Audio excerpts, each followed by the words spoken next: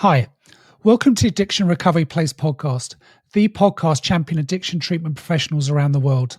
I'm your host, Chris Langley, and I'm very pleased to introduce today's guest, Tommy McCann from Mindshift Recovery.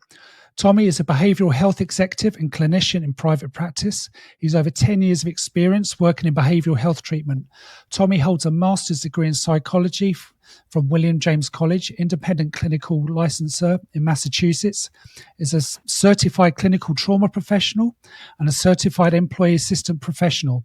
Tommy's career has involved providing direct clinical care to individuals with substance use disorders, providing EAP services for the state of Massachusetts, and also working in executive leadership roles in the behavioral health industry. He's recently entered the non-profit space as clinical advisor of Mindshift Recovery, a digital therapeutic for addiction recovery embedded within the national recovery community and peer support. Welcome to Addiction Recovery Place podcast, Tommy. It's so good to have you here today. Hey, thank you, Chris. Thank you very much for having me. What a pleasure and a privilege. Oh, likewise, it really is. And I'm so glad we have the opportunity to talk today. So obviously you're an incredibly busy gentleman, so we're just going to dive in. So can you tell our audience about yourself and your career so far in this field? Yes, absolutely. I've been in this field working with individuals with substance use disorders now for over 10 years. And one thing I always say is it happened almost on accident. About 12 years ago, I needed a job and my friend just happened to be working at a detox residential treatment facility in my neck of the woods. He said, hey, I could get you a job. So I started doing that. I was in a peer role. Just through the stars aligning, incredible mentors and people in my life. And I guess realizing it was something I was passionate or good at, I ended up staying with it and was there for years, entered clinical roles, program development roles. It's always been a series of, I kind of consider like beautiful accidents of people getting put in my lives and new opportunities. And I transitioned to the state for EAP and just started doing all these amazing things that I'm flabbergasted when I reflect back on the journey. Mm-hmm. I mean, just read your introduction there and what you've achieved in 10 years. That's something quite extraordinary, Tommy. And, you know, that really is. And this is what this podcast is about. It's championing the work that great people like you yourself are doing. So big congratulations on that. That's for sure. So tell us, how did you start working at Mindshift Recovery? What was the journey towards that? Because this is a really interesting program you guys are doing. Yes, that happened certainly by accident. So because Mindshift, it's about a digital therapeutic, peer support, and mindfulness training. Those are like these three core components that was developed by this gentleman named Dr. Jud Brewer.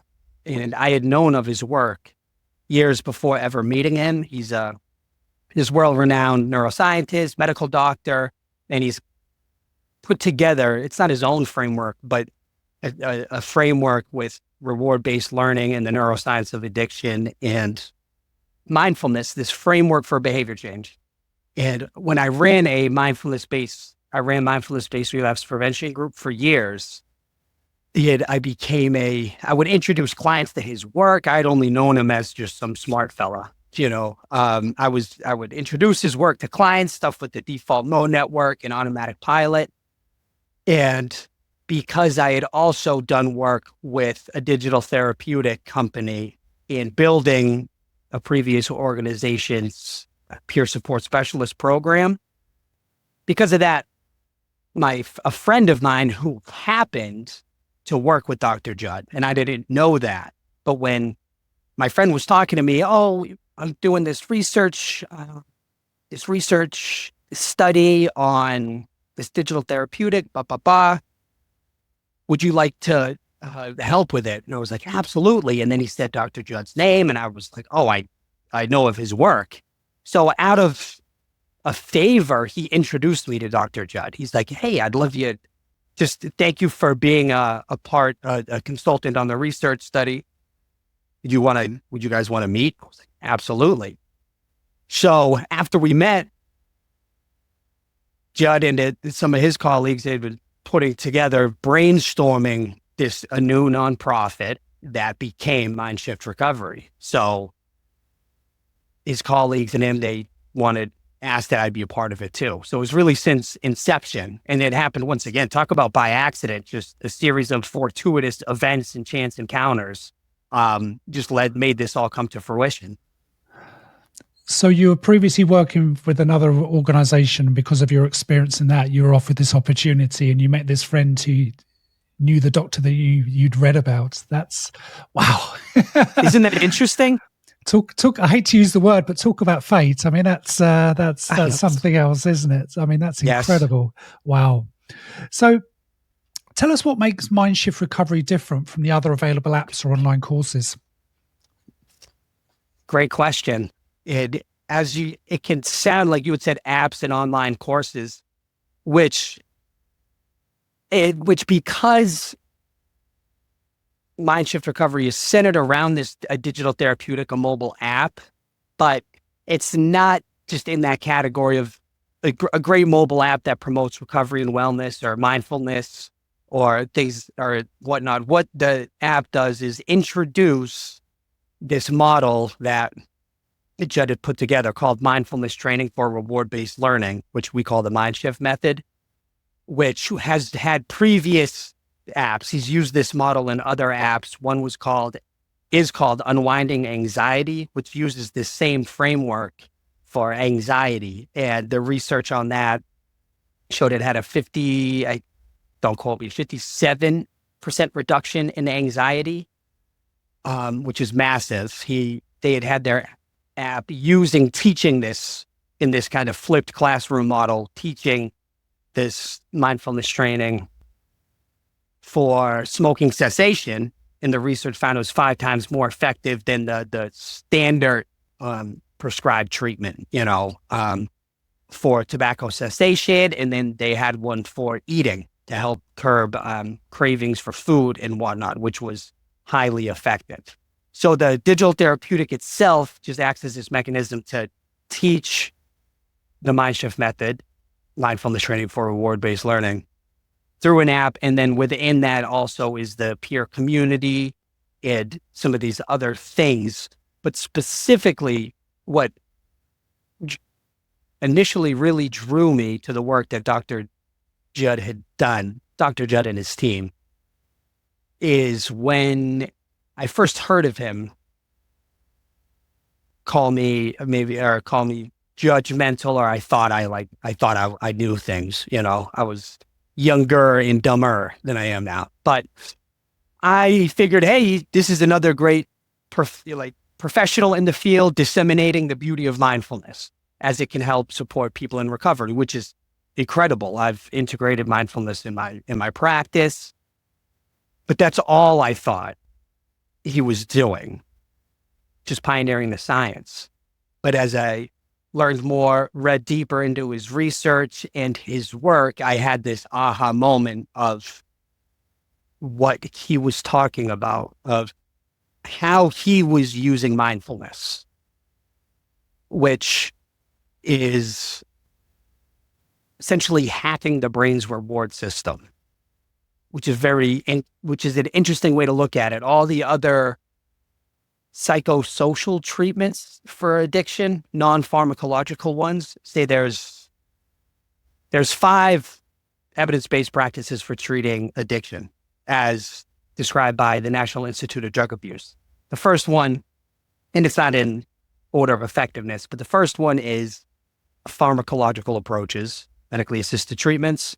Then we have cognitive and behavioral therapies. Then we have motivational interviewing and motivational enhancement treatment. Then we have 12-step facilitation, which a lot of individuals might not know that 12-step facilitation is an actual manualized clinical curriculum used for in and outpatient setting. It's not attending 12-step groups, but it capitalizes on the effectiveness of 12-step groups. And then we have contingency management, which utilizes behavior reinforcement and is really now being brought back up for treating stimulant use disorder. So we have those. I think I listed them all off, but I could be wrong. But there has been no new psychosocial treatments in decades. All of those ones I've mentioned have been out for a long time, and they're all amazing. They're all great and serve a wonderful purpose. But when it comes to cravings themselves, cravings are the most, as Nora Volkow from the National Institute of Drug Abuse calls it, the most pernicious aspect of addiction is how powerful a craving can be. And naturally, when it comes to if a client has a return to use, that last step is, were they able to effectively get through the craving or not? That's that final thing. There has been, understandably, just given lack of the neuroscience behind it, but this cognitive control paradigm of when you have a craving, playing the tape out, coping with it in relapse prevention strategies, riding the wave, which is all effective, can be effective, of course. But the way the brain is designed and hardwired is that we're not supposed to be able to outthink cravings. The brain isn't designed that way. It's this deeper understanding of the neurobiological mechanisms behind reward-based learning and cravings. So, for example, I think there's kind of a misconception as to what dopamine is. Dopamine isn't just this reward neurotransmitter, reward chemical that makes you feel good when you do something that you value as pleasant. It's much deeper than that. It's in place to hardwire the brain to have this motivational drive, something that we may perceive as helpful to our survival. The brain is hardwired to repeat life-sustaining events. And over time, with using substance use, there's the switch where dopamine doesn't get released after the substance has been used. That happened, when the substance and alcohol use was good, maybe in high school when, clients were younger. But because of reward-based learning, Pavlov's Skinnerian associative learning, all the environmental cues, people, places, things, negative affective states, stress, anxiety, depression, all of these have become paired with the substances. So now what ends up happening is dopamine starts getting released when we're experiencing these environmental cues or negative affective states. So the dopamine becomes a drive, a reminder, hey, it's time to get the substance. And that's this interesting thing where it's this anticipatory thing. So it's not about chasing the dopamine high. It's dopamine is now being set off to tell the individual that we need to get this motivational drive going to get the substance.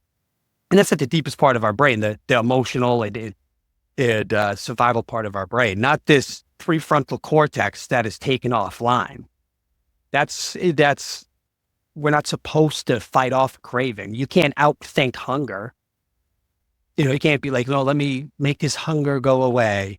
It's not supposed to happen. So what happens when clients have a craving and they can't get through it because they've tried to control it and they have a return to use or a slip? It decreases their self-efficacy, this feeling of failure, abstinence violation effect, so on and so forth. But I found that when even introducing what we're talking about now to clients, they have this sigh of relief. They're like, oh, so there's a reason as much as I do not want to use, as much as I know I'm having the craving and I'm trying to fight it off, there's a neurobiological reason why I'm unable to. It's like, yes, as the literature, science, and all of that shows, the dorsolateral prefrontal cortex that really governs impulse control and self-regulation and proper planning is taken offline in two ways. There's the metabolic changes that just happen through ongoing use. And then also in the body stress, the stress response kind of deactivates that part to our brain. So this work, short story long, this Jud's work is about taking a different approach to these cravings. As it turns out, mindfulness, these two components to mindfulness, mindful awareness, that's this, one part to it. This other component is mindful curiosity, wonder, awe, all of that, but we'll call it just curiosity. Mindful awareness can allow us to fall in to if say you're having a craving, you fall into this craving, physically experiencing the physical sensations. And what that does is, when done through the Mindshift method or the gears that we talk about, that's in our digital therapeutic, it decouples this associative link between the environmental cues and negative affective states and all these things. It decouples that because we're fully dropping into it, not just the thought of a substance, but what am I feeling, and we update the reward value. That's this key point, is using mindful awareness to update the reward value of the substance. Because as we know, clients know it, the substance or alcohol is no longer rewarding. It's no longer doing what it used to do, and potentially it used to do it well. There is function to the dysfunction. Drugs and alcohol work for some people for a period of time as a way to cope, as a way to just survive, but it's no longer effective. But the brain still has this reward value assigned to it, this high one.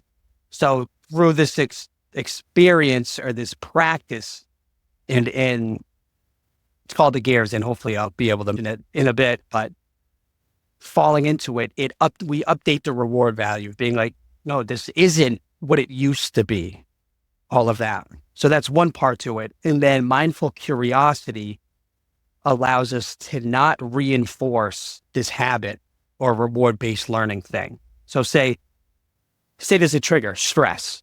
Stress happens. Somebody uses as a result and always has. So that's this conditioned response. You use, the stress goes away. The brain is like, that's fabulous, right? That's necessary to the survival. So it's the reward.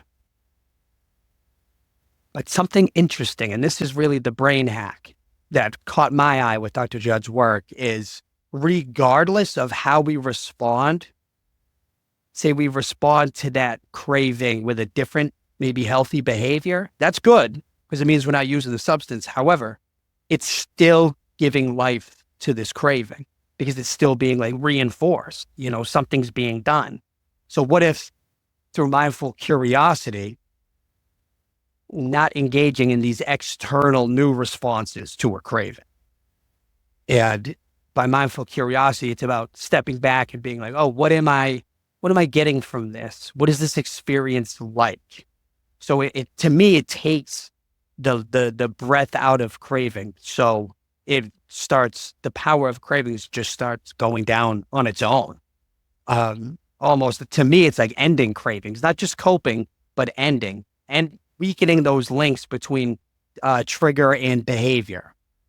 And there's further science that in mindful curiosity itself, the brain sees as rewarding. A thirst for information, the quest for information, the brain sees as rewarding.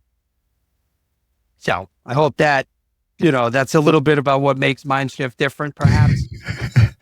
That's one heck of a description, Tommy. I've been doing these podcasts for quite a while, and I don't think I've ever had quite a thorough description of addiction.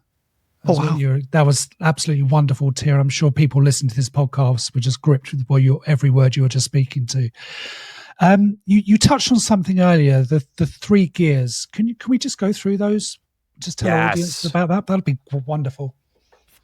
The 3 gears is because everything I explained is like the complicated, the part that really interests me, but that doesn't make it user friendly. Everything I was talking about, I just mentioned, yeah, that's interesting. It sounds cool, but more importantly, it's like, all right, how do you actually use this how can people use this to help them? How can you convey this to a client to where it helps them? So it's because this is actually so simple, Dr. Jud, and over the years, developed this idea of calling it the 3 gears, the 3-gear approach So it's habit mapping, disenchantment, and finding the bigger, better offer. Just these three things. So habit mapping is about understanding and identifying your different triggers and how you have this trigger and the behavior you engage in and what the reward is. A lot of times the reward is relief.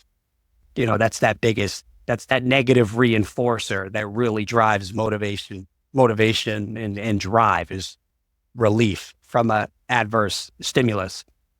So it's habit mapping, and especially because it's been done with cigarettes, eating, anxiety, because anxiety, that responds to perseverative thinking and can be a habit also. So that's why this has really been big with anxiety, is realizing, oh no, there's more to anxiety. It can be this habit loop of, I'm feeling anxious, let me engage in mental, imaginary problem solving in an attempt to solve a problem that hasn't occurred yet.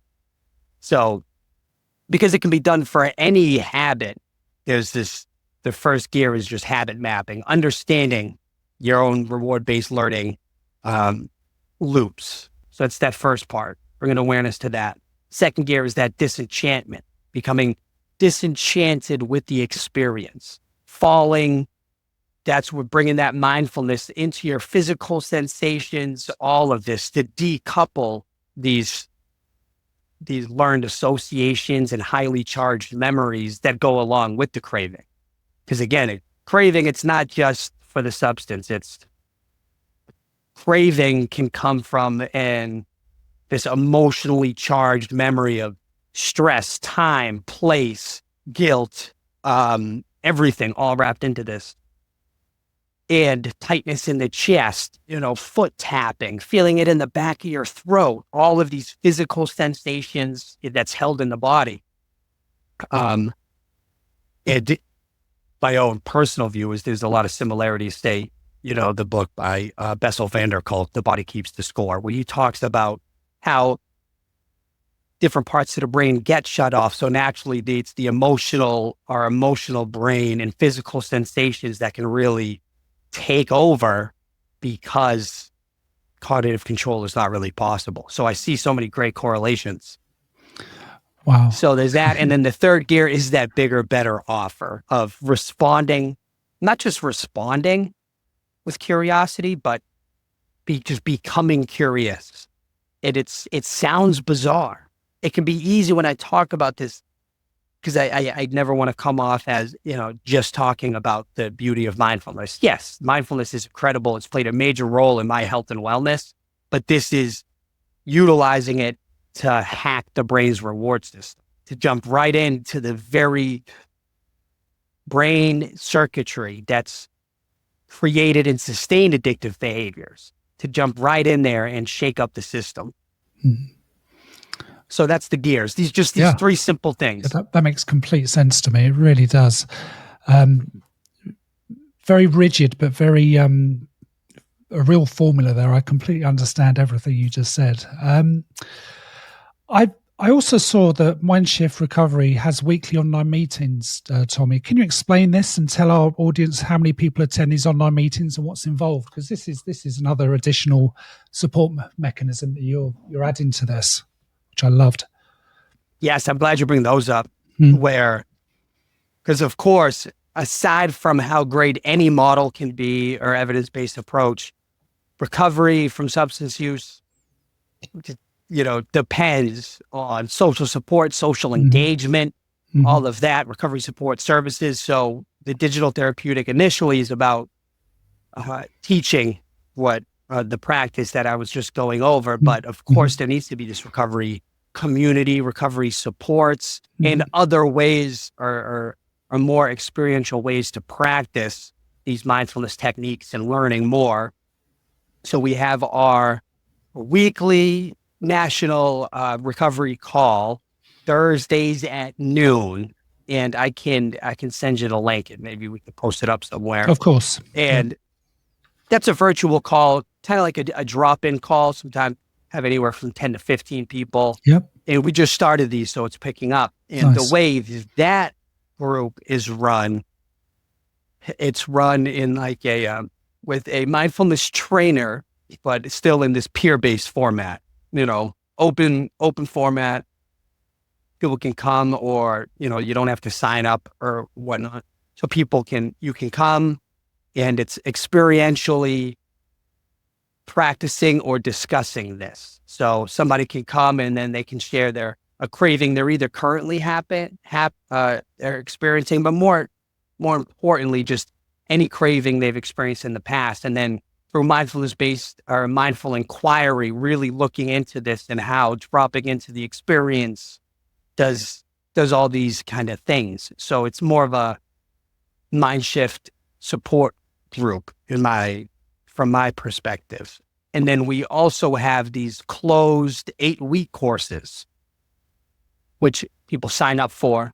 And the Mindshift Recovery call is naturally free. And for now, the 8-week courses are free, but those get filled up, and we're just starting it. So things might have to get modified. But of course, those are run by Mary, Beth, and Dan, 2 members of the Mindshift team.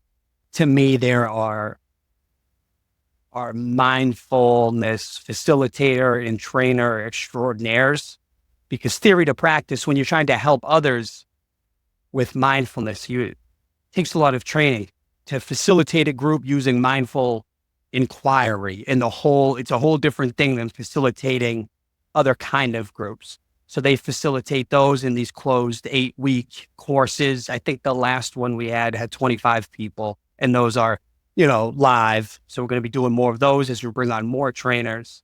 And then the digital therapeutic app itself has this recovery community component to it.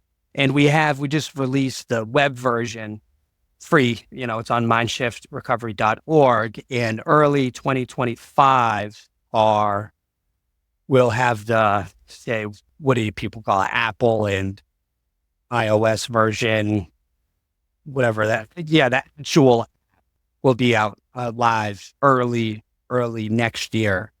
So we're trying to formulate a recovery community and this is important, there's so many mutual self-help groups out there that are absolutely incredible. Mindshift is we're not trying to say, what we do is better or different. It's like, no, it doesn't matter if you attend 12-step groups, if it's natural recovery, smart recovery, harm reduction approaches. It doesn't matter where else you go. You don't need to go anywhere else for your recovery. It doesn't matter what stage you're in.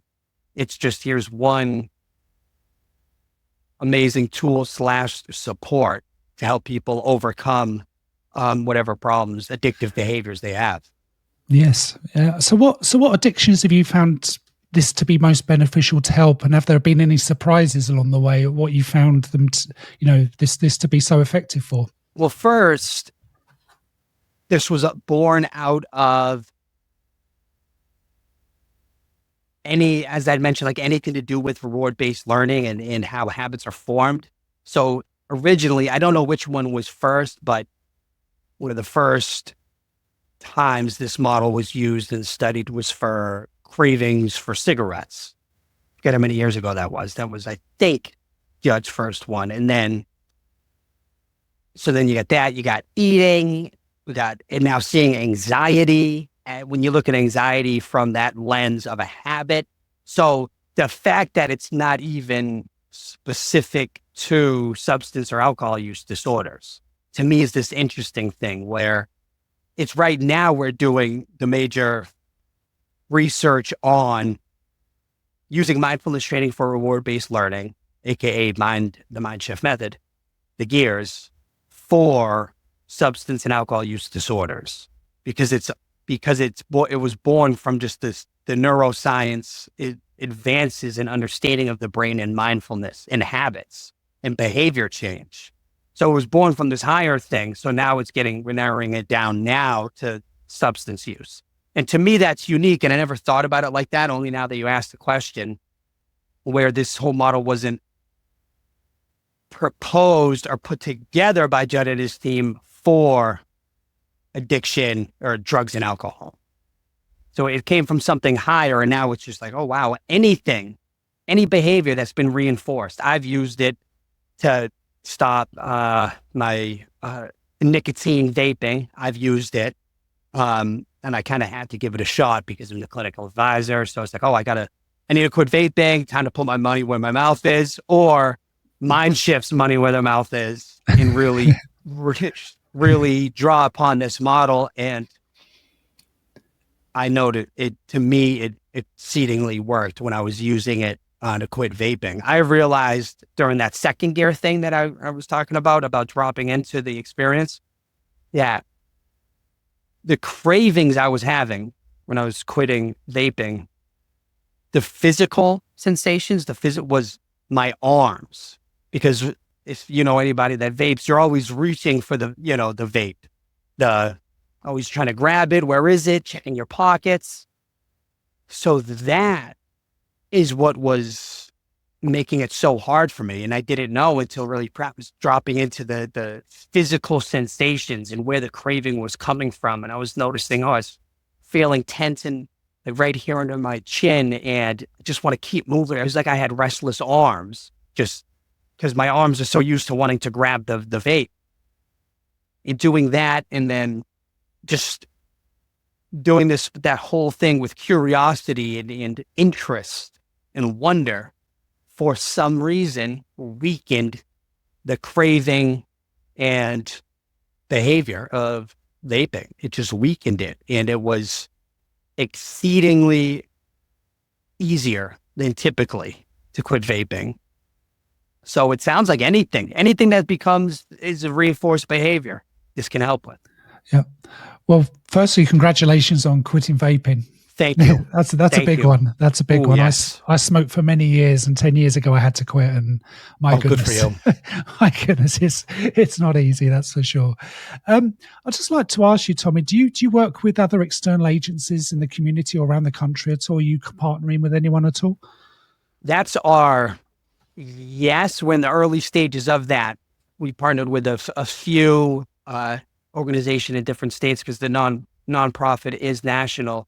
But that's now where we are looking towards. We're funded, grant funded and donors and everything. So we're always doing that. But of course, to disseminate and really get out there this model, and it's weird even saying our services. I don't even like that, because to me, we're bringing together something so fabulous that we're want to partner with anybody and everybody. But there's some partnerships we have I think people say what the pipeline that we'd be coming out with yet, but we do have a partnership with a few different places. Yes. Yep. Excellent stuff. I mean, it sounds like you've got some really big plans to really push this, and you're going to be taken out to other apps and things, and you're moving around the country. It's just incredible hearing you talk today. It really is. I'd just like to move on, Tommy, because when we first met for our pre-podcast call, you told me about recovery-friendly workplaces, which is something, as a Brit, I'd never heard of.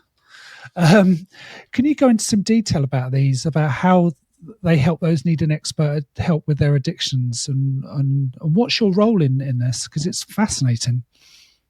Recovery-friendly workplaces that are unbelievable, and I have limited experience with recovery-friendly workplaces, but it came up so organically when you and I first met and we're talking, and it's so interesting where it was created, the idea of a recovery-friendly workplace initiative. They tend to be statewide initiatives. And it was New Hampshire that did it. It was years ago. I don't want to say exactly how long, but maybe 5 to 10 years ago, by, I think, Governor Sununu. He started it. It's so innovative and forward-thinking. And the whole thing is realizing that workplaces, organizations, companies, humans, a lot of people in America spend at least half their waking life at their company, with their company, interacting with colleagues and coworkers. It's such a main part of life, and all companies experience significant loss of money, productivity, all of that due to the effects of addiction. But even take that negative part out of it, it's just organizations can be such a form of recovery capital for individuals in recovery or needing recovery. So in the Recovery Friendly Workplace initiative, it's about companies declaring, like they're making this, proclamation that sounds, real lofty, but we're recovery friendly. We understand we're able to support employees needing or maybe needing help and support, whether it's through organizational trainings and all of that, but through policies, paid leave, support with recovery communities, treatment centers, and the benefits, organizational benefits. So it's this attitudinal, organizational, and also policy way of supporting people in recovery and recognizing, number one, that people in recovery are excellent employees. There's no difference. Some would say they're even better than other ones, but that addiction is real, but people in recovery are fabulous employees. But it's leveraging the strength and power for companies. And also, I see it on this spectrum of, you had Ms. Good from Massachusetts. She did your podcast on recovery-oriented systems of care. She's a colleague of mine. Shout out to her. And how she was talking about recovery-oriented system of care, right? Which is bringing the helper and the client out of this one-on-one kind of episodic treatment role into this system of care. And then how I conceptualize it, to me, recovery-friendly workplaces and these initiatives are a step further almost, or evolve this whole thing to then creating almost this recovery-oriented communities, and just this, it's just bringing recovery much more visible, and it's fabulous. And New Hampshire has one, a few other states have one. Massachusetts, I believe it's just Hampden County that they have their recovery-friendly workplace. But what it is, it's a designation. So companies, hey, we're a recovery-friendly workplace. Right. We understand this. We offer this. We support this. If you need help, we got you. And I really saw it from my work as an employee assistance professional for the state, where I got to see how I worked with a lot of unions, and I got to see how powerful organizations and unions are in terms of the support they offer. The fact if companies align with employees, just like say I would see so much in my work, the ability for clients to get better is a millionfold. And I'm making up that statistic, a millionfold, but it was such a piece, not just recovery capital, but a protective factor. Say when I worked at treatment facilities, if a client is uncertain about their job status, does my job know? Is my job covered? I don't know what to do. That prevents them from really being able to engage in their own treatment. But knowing they have the support and encouragement of their employer, it is an absolute game changer. I mean, that's huge for anyone in work. And it also acknowledges that finally addiction is being treated as a health issue and not as a criminal one, which I think is incredibly progressive. I mean, I don't even think we have this in the United Kingdom. So when we first met and you told me about this, it really took to me. I was like, this is really interesting. And it's so refreshing to hear this, because it seems such a rarity that this is an opportunity for people to get support from their employee. Right. Doesn't often happen, sadly. We're just going to move on a little bit about your state before we end today's podcast, Tommy. Obviously, the United States and sadly now the rest of the world is going through some massive opioid crisis, which seems to have been allowed somehow. So how's your state addressing this issue? Are they doing much to harm reduction, or what are they doing? I believe we are, and it was only when we had briefly talked about this before where I realized I'd been biased. or jaded, where for a while I was only familiar with how, I was only looking at it through only Massachusetts. So I was like, oh, well, here's some of the issues that Mass has. But then I was like, hold on, let me look at it from a nation and how Massachusetts is. And I had this flip of the switch where I believe as Massachusetts has done incredible things with where they are in fighting, say, the opiate epidemic. We have, say, Boston Medical Center, they have the Graken Center, which is research for addiction. We have so many advocacy organizations where it's talked about freely in a good way. Treatment, recovery support services, actually, there's a lot of substance use treatment centers and grassroots organizations in Massachusetts. So any of the negatives I would want to say are biased because that's just me being selfish, where I would love to see easier access to treatment for some or more support for particular populations and subcultures. But given from how I see kind of in other states, I know other states, some people just really don't have access to any treatment.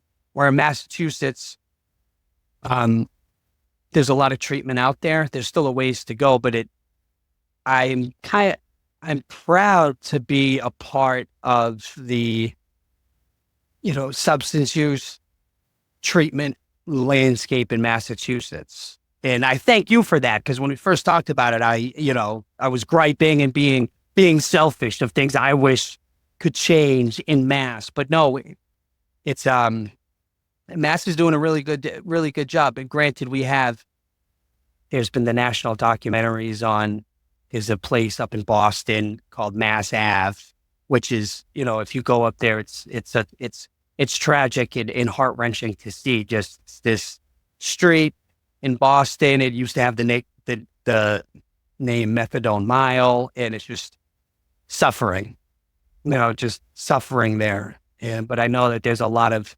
teams, boots on the ground there offering support to them and services that they may need. No, that's wonderful to hear you speak so positively, because so many states I talk to, I'm in Iowa here, and it's minimal. It seems to me personally, it's a minimal effort. And from what you described, Massachusetts they're not running away from this problem. They're trying to at least address it and not, just lock people up as they seem to be doing everywhere else. That's wonderful to hear. Thank you very much for explaining that. Last couple of questions, because I ask all my guests this question, Tommy, because I get some very interesting and varied answers. But can you tell me your opinion of what harm reduction is and how it can play such a pivotal role within recovery? Fabulous. And I certainly can see why you get varied responses. There can be seen as this adversarial harm reduction versus treatment, and that's, I'd say, sociologically, that's going to happen when you have any two different groups.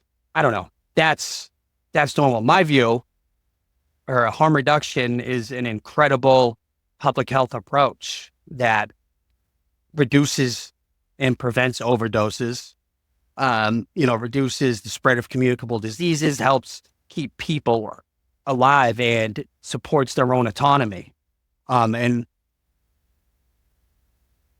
as I said, it's a public health approach. So I think where some people that have these adversarial attitudes between public health and substance use, I think it's when maybe the lines get blurred, where it's one's a public health, and harm reduction does a brilliant job where I think reminding all professionals that it's about the client, regardless where, because say, for me, as a clinician, you always meet the client where they are. If I have a client and they don't want to stop using, I'm going to support them to make sure that they have access to overdose reversal kits and safe, practices. It's always about what the client wants, their autonomy. It's not for me to decide. I'm not the expert. The client is the expert in themselves. And I think that has sometimes can be forgotten about in the treatment world. And perhaps that harm reduction, the reminder that it's always about the client, I think is exceedingly helpful. But I mean, no, there's no but. I believe, harm reduction say meet people where they're at. Absolutely. Clinicians were trained in that. We bet are supposed to be. There's multiple pathways for recovery. That's a fact without question. Abstinence works for some people, especially the further you get on the continuum of substance use disorders. If you're past 6 criteria and it's severe, that tends to be how we conceptualize the brain disease of addiction. But there's many different paths to recovery, and substance use treatment isn't supposed to dictate which one people take. So there needn't be this kind of war between harm reduction and treatment. The views align, at least in my understanding, and I think sometimes a lot of us we love hard, and we're passionate in a way where I think sometimes people can accidentally become a voice for something that they don't need to be a voice for, so that's my views. That's perfect. Thank you very much for that, Tommy. Last question, or second to last question. Do you have a message for anyone listening to this podcast who is going through addiction? That there are people that want to truly help you, that want you to know that that want you to feel safe, secure, understood, and valued, that there are people there that want you to feel that. And something's magical happens when, if you're struggling, you reach out for help to somebody like that, and you receive that help, something happens. It's this internal shift. Some say maybe hope's being conveyed or something, but there is a way to feel safe, secure, understood, and to have hope for the future. And it involves asking for help. I suppose that would be what comes to mind. Yeah, that was beautiful. That really was. Thank you for that. Last question. Can you tell our listeners how to best to contact you and to find Mindshift Recovery online, please? Yes, our website is mindshiftrecovery.org, and on there you'll see the link for our free web version of the app. My email is thomas@mindshiftrecovery.org. And so that's, if anybody goes to the website, you'll be able to get all information and contact me or any of the other team members. We have our marketing arm, research arm, business arm, mindfulness arm. We have a great team that we've put together. Jose, Mary Beth, Dan, Retta, Josh, Amy. We have a great team. Brianna, and we've brought some new members on also. So definitely check out the website. Make it easy. Yeah. Well, Tommy, it's been a real pleasure and a privilege to speak to you today and to hear the amazing work that you and the rest of your team are doing, because what you've put together, it's just been clicking with me all the way through this interview. And I highly recommend anyone go and check it out. I really do. And thank you so much for your time today. I really appreciate it. Thank you so much, Chris. That means a lot. It's been a pleasure and a privilege. And I hope I get to maybe come on here again someday soon. Oh, definitely. Because you've got some big plans, and I want to keep track of this, because this is definitely going to go big in the recovery space. So big congratulations to you all. Thank you. All right. Thank you, Chris.